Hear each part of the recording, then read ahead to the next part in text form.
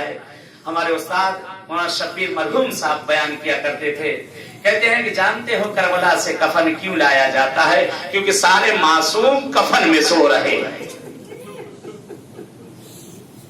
سارے معصوم کفن میں سو رہے ہیں. ایک معصوم ایسا ہے کہ جو بے کفن ہے ابھی تک.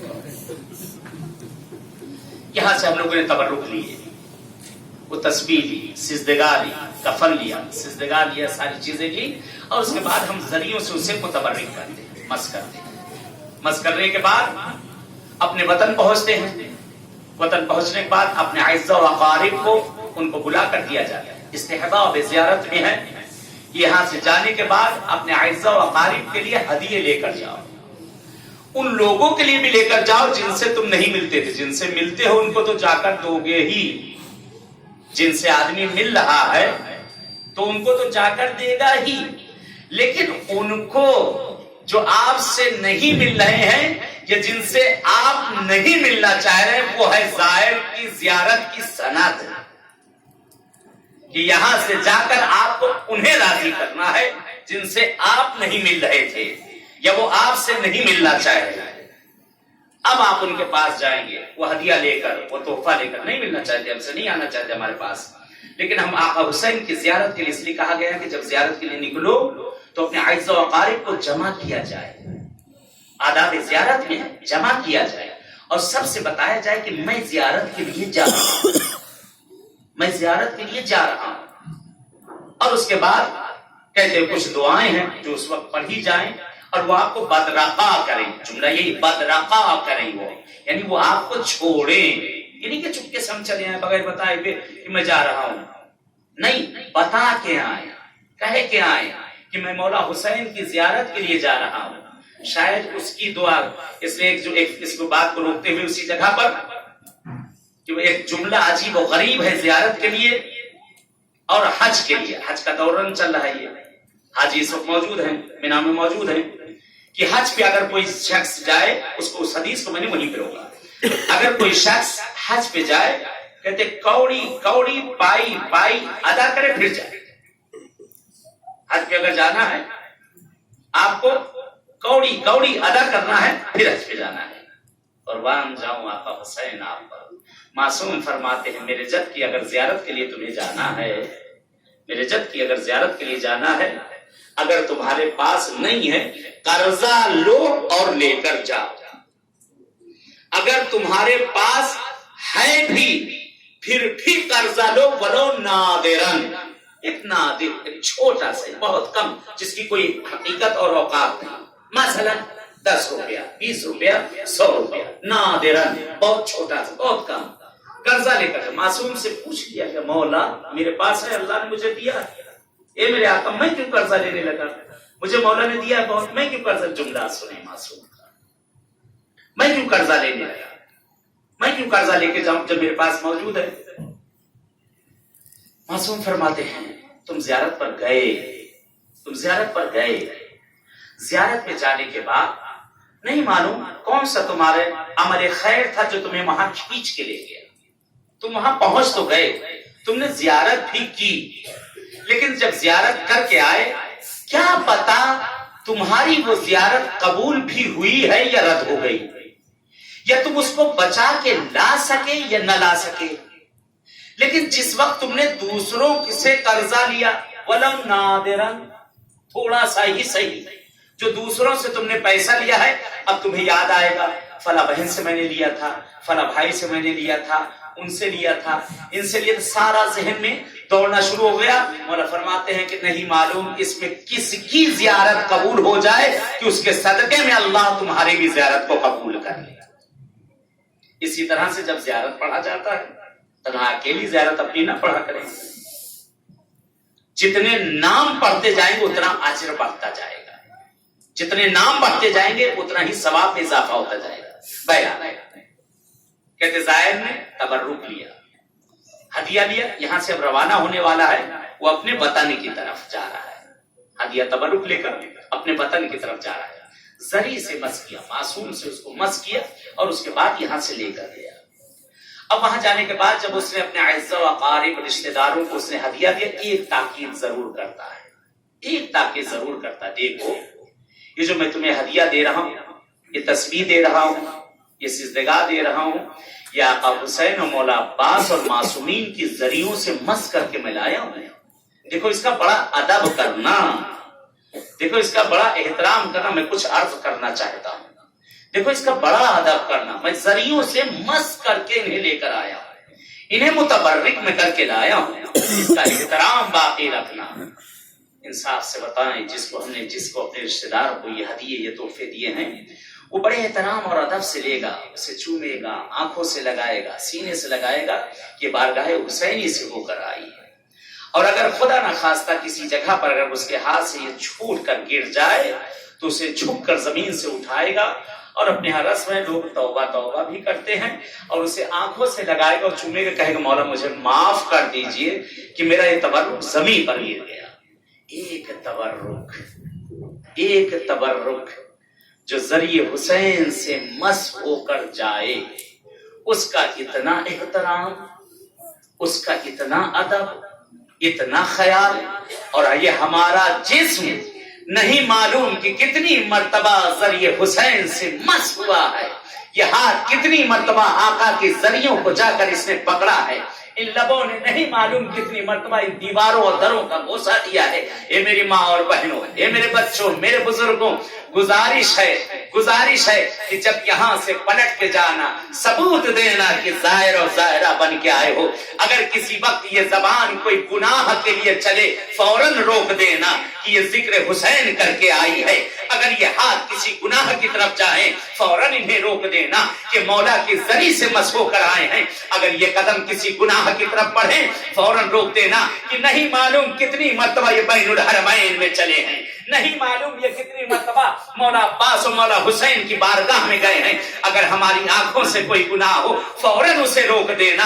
کتنی مرتبہ آقا کی ذری کو ان گنہگار آنکھوں نے دیکھا ہے. اگر کانوں سے ہمارے کوئی گناہ ہونے والا ہو، فوراً اسے روک دینا. کتنی مرتبہ حسین کے حرم کی آذان کی آوازیں ان کانوں میں گئی ہیں، تب تو ہم زائر و زائرہ ہوں.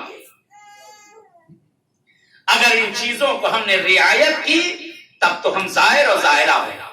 خداوند عالم زائر حسین پر ہمیشہ رحم اور کرم کی نگاہ رکھتا ہے. ختم کی میں نے اپنے گفتگو کو. پانچویں امام سے حدیث ہے، مولا فرماتے ہیں اگر کوئی زائر یا زائرہ تمہیں پتا چل جائے کہ میرے جد حسین کی زیارت کر کے پلٹے ہیں، کوسوں دور کیوں نہ ہو، میلوں دور کیوں نہ ہو، اگر تمہیں معلوم ہو جائے کہ میرے جد کا زائر یا زائرہ آیا ہے، کسی بھی طرح کی تمہاری مشکل ہو، کیسی بھی گرفتاری ہو، تم اس کے پاس چلے جاؤ. وہ کہو تمہارے حق میں ہاتھ اٹھا کر دعا کر لے، کیونکہ حدیث قدسی ہے کہ زائر حسین اور زائرہ حسین کہتے جب کربلا کی زمین سے پلٹ کر اپنے وطن جاتے ہیں، خدا کہتا مجھے حیا آتی ہے حسین کے زائر اور زائرہ سے کہ 3 دن تک اگر وہ وطن پہنچنے کے بعد اپنے ہاتھوں کو میری بارگاہ میں اٹھائے اور مجھ سے کچھ مانگ لے، میں اسے اگر عنایت نہ کروں. مجھے شرم آتی ہے حسین سے کہ اس کے زائر کی میں اس فریاد کو نہ سنوں. اتنا اللہ نے ہمیں رتبہ دیا، اتنا مرتبہ دیا. آج اس زمین پر ہم پہنچے ہیں. میں نے اپنے گفتگو کو یہیں پر سمیٹا. معصوم نے فرمایا کہ منظار قبر الحسین، جو شخص بھی آقا حسین کی قبر کی زیارت کرے، اللہ اس کے سارے گناہوں کو معاف کر دیتا ہے، اللہ اسے بخش دیتا ہے. بڑی مقدس ہے یہ زیارت، بڑی مقدس ہے یہ بارگاہ. چند روز ہیں، خواب اور خیالوں میں گزر جائیں گے جیسے اچھا سا خواب دیکھ رہا ہو. جتنا ہو سکے آقا حسین کی بارگاہ میں جا کر بیٹھنا. لیکن گزارش ہے جب تک مولا کے پاس رہنا تب تک بیٹھنا، جب تک مولا کے پاس رہیے گا تب تک بیٹھیے گا. ایسا نہ ہو لوگ کہتے ہیں پوری رات ہم مولا کے بارگاہ میں گزاریں. بہت اچھا، بہت گزاری جائے، لیکن جب تک مولا کے سامنے ہے تب تک رہیے. جب مولا کے سامنے سے آپ ہٹ گئے تو وہاں سے اٹھ جائیے. کہیں مولانا یہ آپ کیا کہہ رہے ہیں؟ ہاں یہی ہے. होता है, अक्सर को देखा गया। आका हुसैन के सामने बैठे हुए झपकियां ले रहे हैं, सो रहे हैं, गिरे जा रहे हैं, लेकिन फिर भी बैठे। इंसाफ से बताओ, अगर किसी के घर पे, मैंने मिसाल दी थी, कोई आपको मेहमान बुलाए, कोई बड़ा अगर आपको बुला ले, आप उसके यहाँ जाए, वो आपसे बैठा बातें कर रहा हो, आपसे बैठा बातें कर रहा हो, आप वहां झपकियां लें, आंखें बंद के, क्या उसे बुरा न लगेगा? लगेगा। लेकिन कुर्बान जाओ इस हुसैन पर, इसको ये भी बुरा नहीं लगता। हमें इनका एहतराम रखना है, हमें इनका अदब रखना है। आका रजा के जुमले हैं, मौला रजा के जुमले हैं। कामिल ज़ियारा में भी मौला ने फरमाया है, शबीब के बेटे से कहते हैं मौला, ये शबीब, तुम्हारे बेटे से मेरी ये वसीयत है कि अगर कभी भी तुम्हें मेरे जद हुसैन पर रोना आए या मुझ पे रोने का दिल करे, तो मेरे जद हुसैन की मुसीबतों को याद कर लेना। अजीब मौला रजा के जुमले हैं, चंद जुमले आका की ज़बानी बयां करूं और इत्तिबा से दुआ। अब तो यहाँ कहना ही बेकार है कि जिस जगह मजलिसें होती हैं वहां गुंबद हुसैन का रुतबा रखता है। ये तो खुद गुंबद हुसैन के सामने बैठे, खुद सरजमीन करबला पर बैठे, यहाँ तो कुर्सीदार खुद घर वाले आए।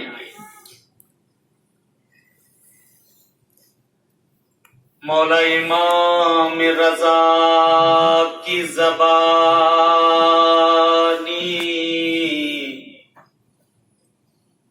आका फरमाते यब्न शबीब, इन कुंत बाकियन लिश्शई फबकी लिजद्दी अल हुसैन अल गरीब।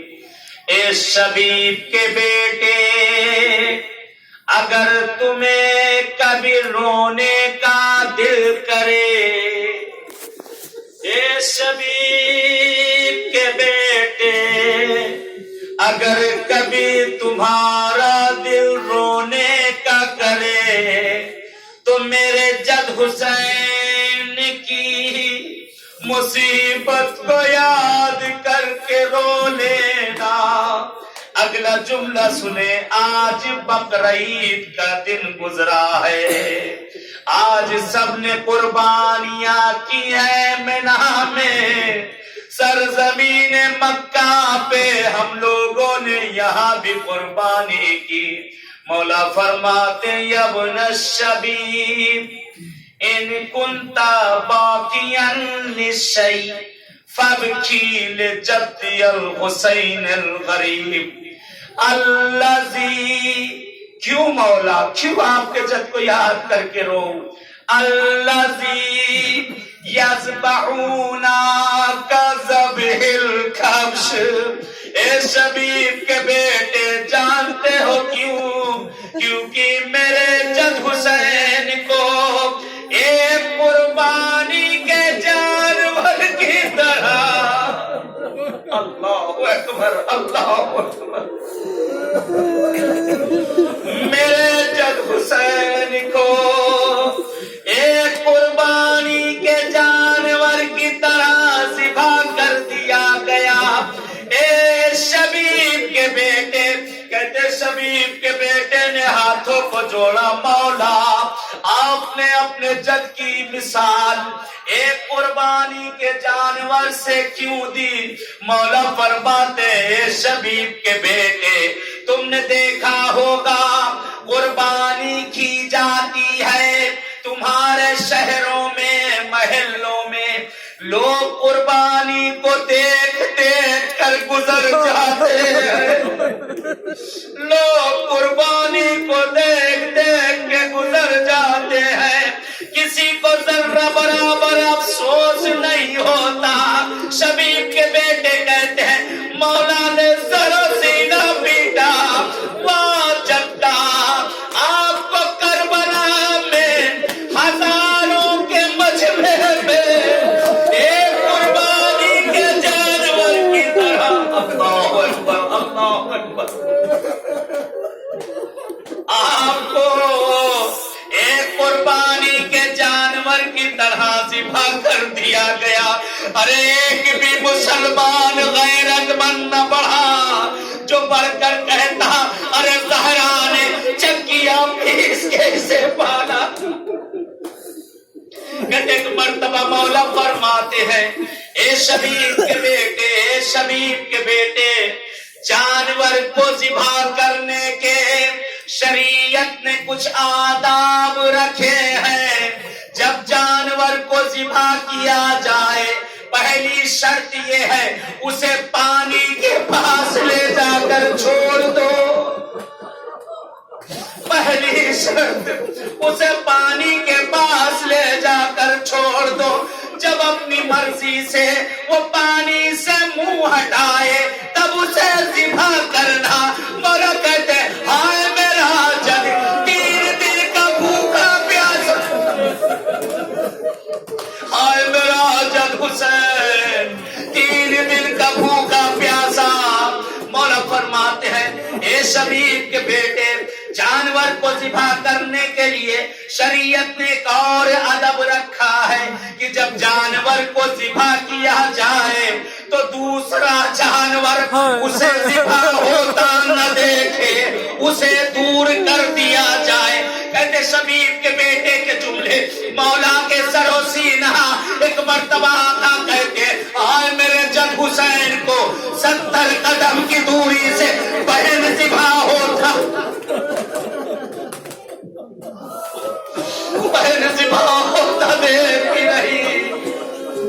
مولا فرماتے ہیں اے شبیب کے بیٹے، آخری فقرہ، آخری جملہ، اے شبیب کے بیٹے، جانور کو ذبح کرنے کے لیے شرطوں میں جو سب سے اہم شرط ہے اے شبیب کے بیٹے، چھری تیز ہو. جیسے ہی رگے گردن پہ رکھی جائے چاروں رگے کٹ جائے. کہتے یہاں پر جملہ ہے کہ آقا نے چیخ ماری، بے ہوش ہو کر مولا زمین پر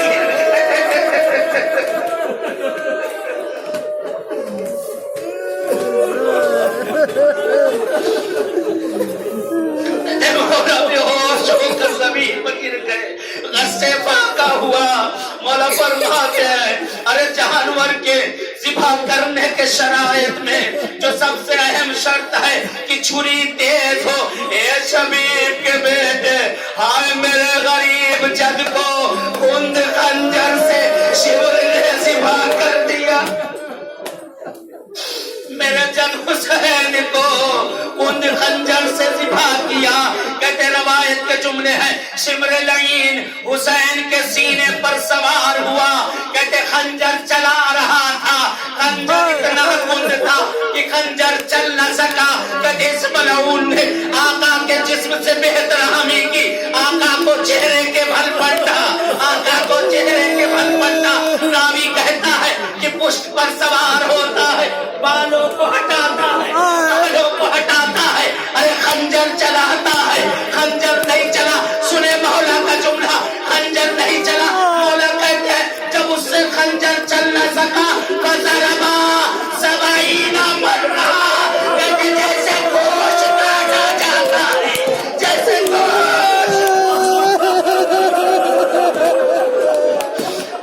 گوشت کاٹا جاتا ہے. میرے جب حسین کی گردن پر ضرب پر ضرب مارتا گیا، ضرب پر ضرب. ہاتھوں کو چھوڑوں گا، اے میرا بھی زمانہ مجھے معاف کریے گا. عجب نہیں، میرا دل کہتا ہے ارے جب ضرب چل رہی ہوگی حسین نے خیمے کا رخ کیا ہوگا. اے بہن زینب، اے بہن زینب. عجب نہیں، عجب نہیں، حسین نے ارے مقتل کا رخ کیا ہوگا. اے میرے لال علی اکبر، اے میرے علی اکبر. میرا دل کہتا ہے آقا حسین کہتے مصیبت میں ہر بچہ اپنے ماں باپ کو یاد کرتا ہے، ماں باپ کو یاد کرتا ہے. عجب نہیں، عجب نہیں، حسین نے بقی کا رخ کیا ہوگا. اے اما زہرا، اے اما زہرا. ندا آئی ہوگی اے میرے لال حسین، تیری ماں صبح سے تیرے سرہانے میں.